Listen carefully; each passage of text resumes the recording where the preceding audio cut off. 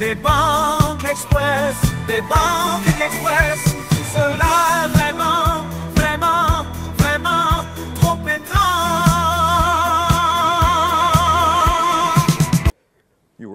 Maintenant, une question de l'horloge qui voudrait savoir si nos ancêtres des temps anciens avaient vu des ovnis et si qu'ils ont gribouillé ça dans leurs vieux tableaux.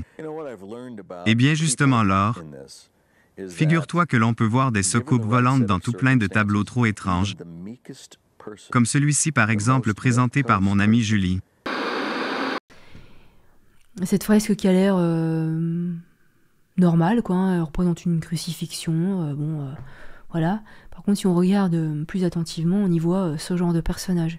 On voit ces deux personnages, vous voyez, ils sont placés ici, à gauche et à droite de la croix.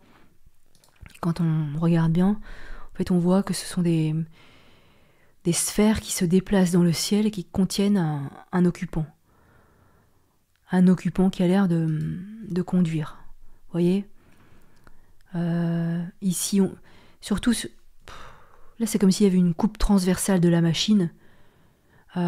L'autre, on voit bien qu'il y a vraiment une coque, hein, qu'il y a une coque ici, que l'appareil est fuselé, qu'il y a 3 pointes derrière. Bon, est-ce que c'est discutable ça? Ceux qui n'y croient pas vont dire il s'agit d'une allégorie de la lune, du soleil, des étoiles.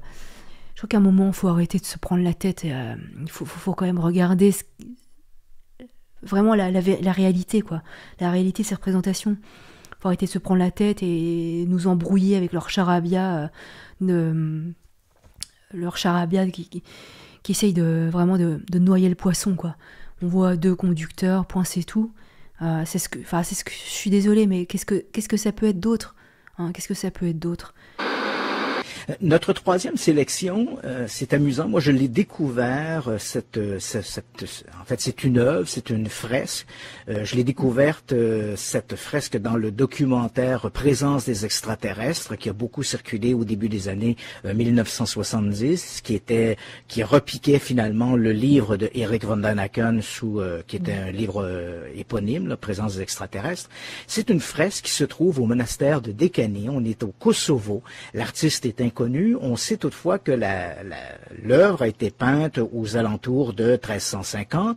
On y voit, elle est faite en 3 panneaux. Sur le panneau central, on a un Christ en croix. Et sur les panneaux de gauche et de droite, nous avons dans les coins supérieurs des espèces d'objets en forme plus ou moins conique avec des rayons lumineux qui sortent vers l'arrière. On a à l'intérieur des personnages, pour reprendre l'expression qui était dite dans le documentaire. On a l'impression de voir des hommes qui manipulent des manettes et qui regardent l'un vers l'autre. Alors, comment interpréter cette œuvre? Alors là, c'est une œuvre qui peut, pour les personnes qui sont habituées à une certaine représentation religieuse, qui peut paraître incongrue, puisque là, on est face à une iconographie orthodoxe. Donc on est face à quelque chose que en France par exemple, ou même je pense au Canada, on n'est pas habitué à voir au niveau de la représentation religieuse. Alors il faut savoir que l'iconographie orthodoxe de l'Église orthodoxe répond aux mêmes bases que l'art byzantin, même encore je pense encore pas mal aujourd'hui. Du coup, on va avoir une iconographie qui va être très particulière. Dans le cas présent, on va se retrouver avec donc une crucifixion telle qu'on a l'habitude de voir. Et traditionnellement, dans les crucifixions orthodoxes, on va avoir 2 témoins qui sont la lune et le soleil. Et la tradition veut qu'on représente la lune et le soleil, qui sont donc témoins de l'événement, avec des physionomies humaines. Elles assistent en fait à cet événement qui est quand même très important. Ça marque à la fois l'intemporalité de la chose, c'est-à-dire que la lune, le soleil, ça sera de tout temps, tant qu'il y aura de la lune et le soleil, on va avoir le Christ. L'importance de la figure du Christ, l'importance de l'Église, etc., et du sacrifice même du Christ. Et c'est aussi un rapport avec l'identité même du Christ qui va être la lumière, etc., etc. Donc, Là, ce que j'ai envie de dire, c'est aux gens tout simplement de comparer avec des œuvres similaires. On va se rendre compte que on n'est pas seulement dans cette fresque-là avec une représentation de ces deux petites choses incongrues, mais qu'on en retrouve beaucoup. Dans beaucoup de fresques orthodoxes, dans beaucoup de crucifixions, parce qu'en fait, ça va être un peu la norme, ça va être la manière dont on va représenter la crucifixion avec ces deux témoins célestes. Voilà, il faut encore une fois peut-être raccorder aussi, nous on est un peu détaché aujourd'hui, on est au XXIe siècle, la religion a beaucoup évolué, mais le rapport que la religion, que le christianisme pouvait avoir aussi avec les astres, avec les autres religions, on a aussi un rapport qui va être très historique et social, c'est que la manière dont la christianisation s'est passée, donc là, dans les pays de l'Est, va avoir un impact différent, va être considéré différemment que ça peut être, que ça a pu l'être en Occident. Et donc, on va avoir une iconographie différente qui va s'en dégager. Et ces deux petites figures-là, d'ailleurs, si on regarde bien, on a d'un côté une figure qui va être plus rougeoyante, qui va être plus ronde, avec toujours ses rayons, et de l'autre côté, une figure qui va être un petit peu plus bleue avec ce croissant, en fait. Et ça, c'est tout simplement en rouge, on va dire, la représentation du soleil, et avec ce croissant, la représentation de la lune. Et le fait qu'on se retrouve avec des petits personnages dedans, c'est encore une fois une iconographie assez traditionnelle. On retrouve aussi parfois le croissant de lune et l'astre solaire avec juste un petit visage qui est représenté.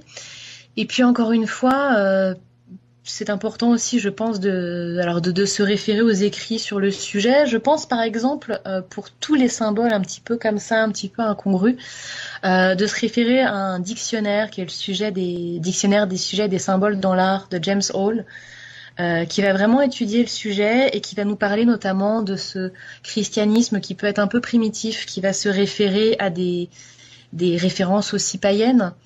Notamment avec ce culte solaire, ce culte lunaire, etc., etc. Et voilà, comme d'habitude, on essaie de nous embrouiller en voulant nous forcer à réfléchir, alors que la vérité elle saute aux yeux. À très bientôt pour un nouveau débunk express des mystérieux mystères trop étranges de l'univers.